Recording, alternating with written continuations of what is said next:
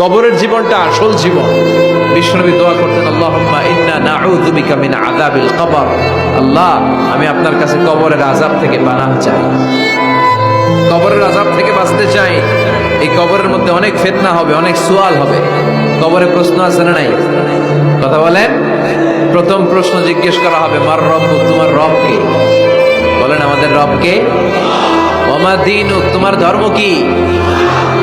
বিষ্ণুবীর চেহারা দেখিয়ে বলা হবে, তাআরিফু মান হাযার রাজুল, এই লোকটারে চিনো? আমরা কি বলবো?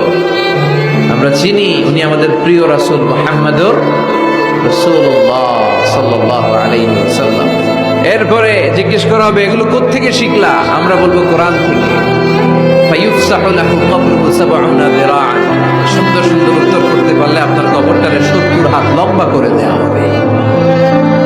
ইফতাহু লাহু বাবুন ইলাল জান্নাহ, জান্নাতের দিকে একটা দরজা